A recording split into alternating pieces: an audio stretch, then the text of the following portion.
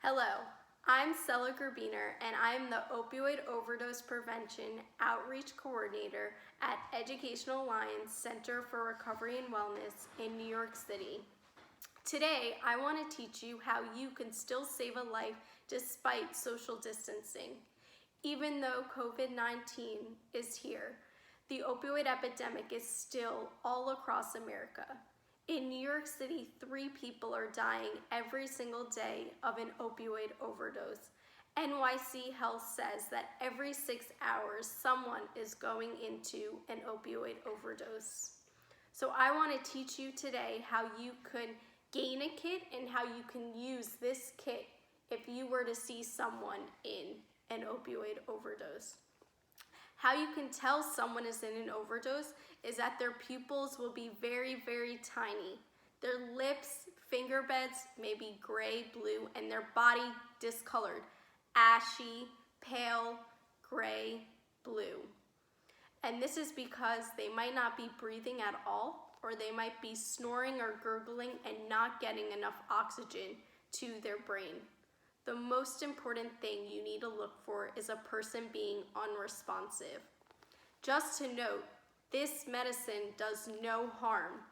So it's better if you see someone with these symptoms to use the kit rather than waiting for the ambulance to come while a person is not getting enough oxygen. So the first thing you should do when you encounter someone like this is to go up to them to ensure that they're unresponsive. In your kit, there's gloves if you want to put them on to not have to touch the person. So you can go up to them and shout and shake them, hey, are you okay? If there's no response from that, you'll put your hands in a fist and using your knuckles, you'll go over the sternum, and this is to give some pain without leaving a mark. If a person does not respond at all, that gives you automatic consent to move forward and use your kit. The first thing you're looking for in your kit is the first dose of the medicine, which is a nasal spray. So how you use the medicine is whether the person is seated or lying down, you'll lift up their head all the way, and in either nostril, you'll pump. This dose is only one, so it's very important right after taking it out of its package, you put it directly in the nose. Don't test it, because if you test it, you'll waste it. You'll give the first dose, and you'll wait 2 to 3 minutes to see if the person wakes up before administering the second dose. After those 2 to 3 minutes, if the person is still not awake, you will use your second dose from your kit and put it in the other nostril and pump. Before even using the first dose or in between those 2 to 3 minutes, it's important that you call 911. This is just in case the person needs more doses than 2 and the ambulance can give that continued care. It's very important when you call 911 to say a potential overdose, a person looks blue, a person is not responding. These wording will let the operator know that you need an ambulance rather than a police present on this emergency. After giving the dosage, the person might wake up and go into automatic withdrawal. If you see a person looking like they might be sick, it's important that you put them on their side with their hand and leg over to ensure that they will not turn over. This position is called the recovery position. It's important that they remain in that position so they do not choke and get more injured. Another thing that might happen is a person who wakes up from being received Narcan can be confused, angry, upset.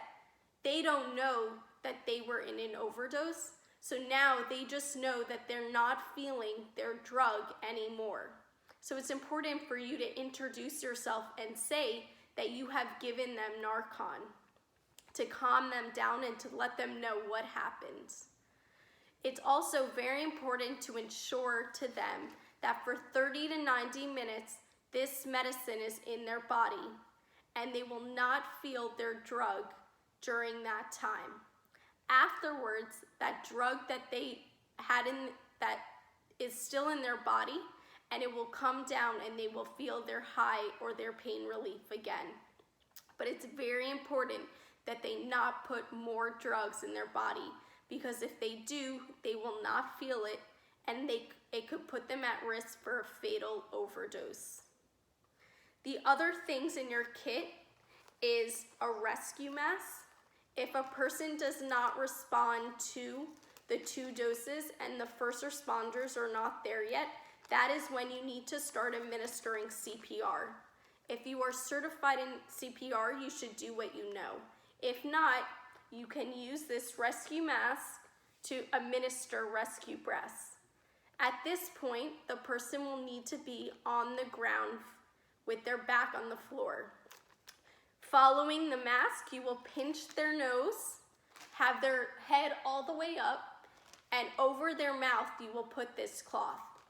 You will then give 2 short breaths, and then 1 breath every 5 seconds. It's very important that you give short breaths to ensure that the oxygen goes to the lungs rather than into the stomach, which is dangerous. The other things in your kit is alcohol, a list of step-by-step what you should do when you need to use the kit if you forget, and then also your certificate of completion. This card is stating that you have been trained to have a kit and you're legally able to use it under the New York State public health laws.